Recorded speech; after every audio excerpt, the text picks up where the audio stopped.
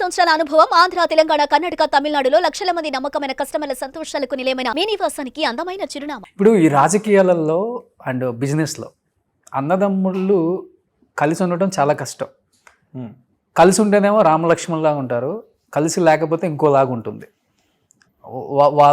వాళ్ళు ఇచ్చే అంత కాంటెంట్ ఎవరెవరు అనమాట, అంత కాంటెంట్ ఇస్తారు ఏ ఫీల్డ్లో అయినా కానీ.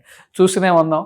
సో పేర్లు ఎందుకు, ఇంకా మీ విషయానికి వచ్చేసరికి రామలక్ష్మణులా ఉండటానికి మెయిన్ కారణం అన్న ఇచ్చిన చనువు, ప్రేమ అంటారా, లేకపోతే మీరు ఆయనకి ఇచ్చే గౌరవం అంటారా? అసలుకి రెండు అనుకోవచ్చు. తనకి పెద్ద స్వార్థం ఉండదు. నేను పోటీ చేస్తానని అంటే కనుక నవ్వుతూ నా కోసం పనిచేయడానికి సిద్ధంగా ఉంటాడు. అన్నయ్యకి సీట్ వస్తా అంటే నేను పనిచేయడానికి సిద్ధంగా ఉంటాను. ఇంకా అలాంటప్పుడు మా ఇద్దరి మధ్యలో విభేదాలు ఎందుకు వస్తాను? ఓకే, పదవి విభేదాలే మ్యాక్సిమం వస్తుంటాయి అందరికీ. నేను కంటెస్ట్ చేయాలంటే నేను కంటెస్ట్ చేయాలి, నేను కూడా వారసుడినే కదా ఆయనకి. కామన్ అది ఎక్కడైనా కానీ. బట్ మీ ఇద్దరికి రాలేదు ఇంతవరకు. నేను ఖచ్చితంగా చెప్తాను, నాన్నగారు చనిపోయిన తర్వాత రాజకీయంగా కుటుంబాన్ని నిలబెట్టాలి అని చెప్పి బాగా కసిగా పనిచేసినటువంటి వ్యక్తి రాజా. అతనే ఒక విధంగా నాకు కూడా ఇన్స్పిరేషన్.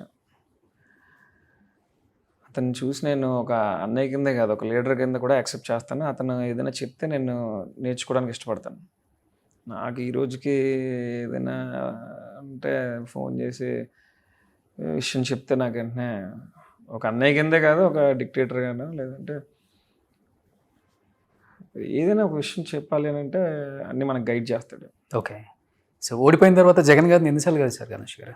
జగన్ అన్న ఓడిపోయిన తర్వాత ఒకసారి కలిసాను.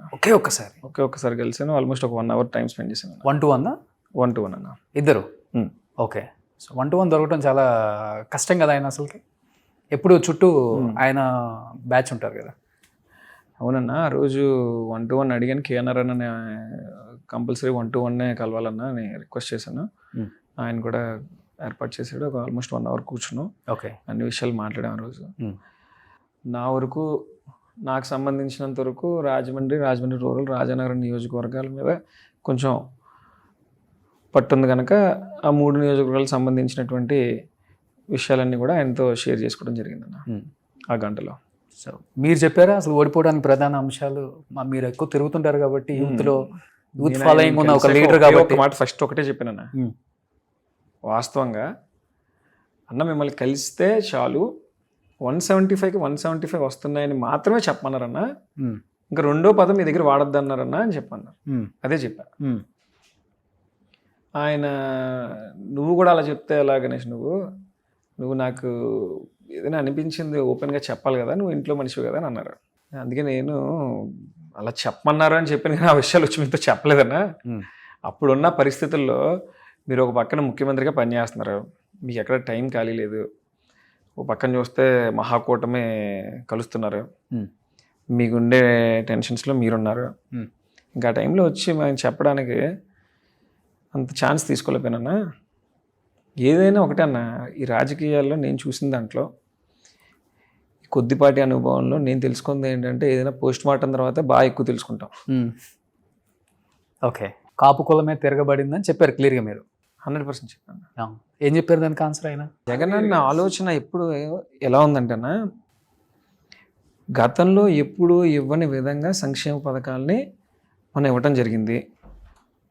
డైరెక్ట్గా నేరుగా ఎటువంటి మధ్యతత్వం లేకుండా జనాలకి డబ్బు అందే విధంగా ఒక సిస్టమ్ తీసుకొచ్చాం.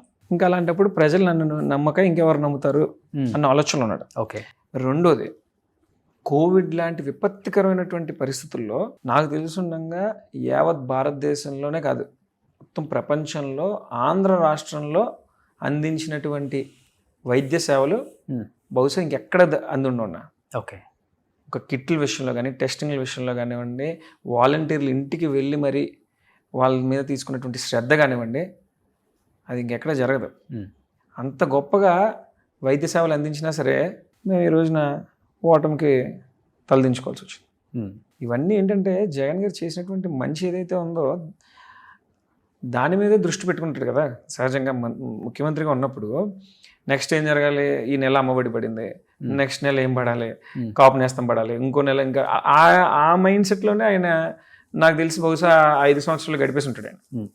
మీరు ఒక మాట అన్నారు ఫస్ట్లో, కాపు కులం అనేది రాజ్యాధికారం చేపట్టినా చేపట్టకపోయినా రాజ్య స్థాపనకు మటుకు ఆ కులం అనేది చాలా పవర్ఫుల్ ఆంధ్రప్రదేశ్లో. కేవలం ఆయన తిట్టారన్న ఆ కోపంతో ఈసారి ఎట్లయినా కానీ మన ఉనికి చాటుకోవాలన్న ఉద్దేశంతో ఓట్లు వేసారంటారా? 200%. లేకపోతే 200%. అందులో ఎటువంటి సందేహం లేదు. అందులో ఎటువంటి సందేహం లేదన్న. ఎందుకంటే రాజకీయంగా దూషించడం వేరేనా, వ్యక్తిగతంగా ఇంట్లో వాళ్ళని తిట్టడం అదిను జనరల్ పబ్లిక్ డైజెస్ట్ చేసుకోలేకపోయాను. ఈ రోజున ఒక మాట చెప్తున్నానా, మీరు అన్నది వాస్తవం. రాజ్యాధికారం ఎప్పుడు వస్తుందో తెలియదు, కానీ ఖచ్చితంగా ఎప్పటికైనా రాజ్య స్థాపనకైతే ఎప్పుడూ కూడా కాపులు అనేటటువంటి కులం కావాలి, వాళ్ళ పాపులేషన్ ఎక్కువ కాబట్టి. కానీ మా వరకు వచ్చేటప్పటికి ఎలా ఉంటుంది అంటేనా, ఈరోజు నేను ఇక్కడ కూర్చొని మాట్లాడగలుగుతా ఉన్నాను అంటే దానికి కారణం మొదటిది నేను జక్కంపూడి రామ్మోహన్ రావు కొడుకుని అవటం, రెండో బలమైనటువంటి కారణం నా దళిత స్నేహితులు. నాతో ఉన్నటువంటి స్నేహితులందరూ కూడా మ్యాక్సిమం దళితులు, వెనుకబడినటువంటి కులాలకు సంబంధించినటువంటి వ్యక్తులే. మేమేం కులాలు చూసుకొని స్నేహం మొదలెట్లేదు. మా స్నేహం మొదలైన తర్వాత మాకు తర్వాత తెలుసుకున్నాం అనమాట మేము ఏ కులం ఉన్నది. ఎందుకంటే చదువుకున్న వయసు నుంచి అందరం స్నేహితులం కనుక. ఫస్ట్ నుంచి క్యాస్ట్ ఫీలింగ్ లేదు మీకు? ఫస్ట్ నుంచి అసలు ఏం లేదన్న, స్టిల్ ఈ రోజుకి లేదు మనకి. నేను కేవలం విశ్లేషణ వరకు చెప్పగలుగుతాను తప్ప నేనేమి ఎక్కడ నేను ఈ కులమే గొప్పది ఇదే నేను ఎక్కడ మాట్లాడినా. అంతవరకు వస్తే కనుక నేను ఎన్నో సందర్భాల్లో చెప్పాను, మళ్ళీ భవిష్యత్తులో అయినా నాకు బలం అవుతుందని కోరుకుంటానన్నా. నా తండ్రి 3 సార్లు ఎమ్మెల్యే అయ్యాడన్నా, మా అన్నయ్య ఎమ్మెల్యే అయ్యాడన్నా, మా అమ్మగారికి 2 సార్లు సీట్ వచ్చిందన్నా, పూర్తిగా మా వెనకాల నిలబడింది ఎస్సీ బీసీ కులస్తులే ఎక్కువ శాతం. అనేది ఏంటంటే అన్న, ఒక విశ్లేషణ నా మనసుకు అనిపించింది మాత్రమే చెప్తున్నా. కాపుల విషయంలో పార్టీ ఎక్కడో స్కిప్ అయ్యాం. మేము కాపు నేస్తం ఇస్తున్నాం కదా, కాపులు సాటిస్ఫై అయ్యారేమో అని అనుకున్నాం. వాస్తవానికి అది కాదు. వాస్తవానికి ఏంటంటే ఈ పవన్ కళ్యాణ్ గారిని వ్యక్తిగతంగా దూషించడం, వారి ఇంట్లో ఆడపిల్లలను కూడా తిట్టడం డైజెస్ట్ చేసుకోలేపారు. ఎప్పుడు రియలైజ్ అయ్యారు ఇది ఓడిపోయాక? వాస్తవం మాట్లాడినా అంటే తెర వెనక జరిగినవి కూడా ఇప్పుడు చెప్తాను నీకు. ఓకే.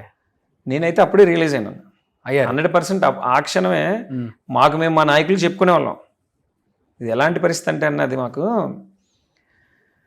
2009 నుంచి 2014 వరకు గెలిచినటువంటి కాంగ్రెస్ పార్టీ ఎంపీలు ఎవరైతే ఉన్నారో ఆంధ్ర రాష్ట్రానికి సంబంధించి, అంటే ఉత్తరాంధ్రకి, రాయలసీమకి, మా గోదావరి జిల్లాకి సంబంధించినటువంటి ఎంపీలు ఎవరైతే ఉన్నారో అందరూ సోనియా గాంధీ గారి దగ్గర మొరాయించుకునేవారు. అసలు విడదీయద్దు రాష్ట్రాన్ని, విడదీస్తే ఖచ్చితంగా ఇక్కడ కాంగ్రెస్ పార్టీకి ఇంకా భవిష్యత్ అనేది ఉండదు, జీరో అయిపోతుంది ఇక్కడ అని చెప్పినా సరే ఇంకా ఆ రోజున ఆపలేని పరిస్థితి కదా. కాంగ్రెస్ పార్టీకి వ్యతిరేకంగా మాట్లాడారు ఆ పార్టీలో ఉంటూ. వాళ్ళు చేసే పోరాటం అంతా వాళ్ళు చేస్తూ ఉండేవారు. మాది అంతా అందరికీ చెప్తాం, మేము ఎప్పటికప్పుడు చెప్పేవాళ్ళం, ఆ పవన్ కళ్యాణ్ గారిని ఏం అనకండి. సుమన్ టీవీలో మీ పర్సనల్ అండ్ బిజినెస్ ప్రమోషన్స్ కోసం కింది నెంబర్కి కాంటాక్ట్ చేయండి.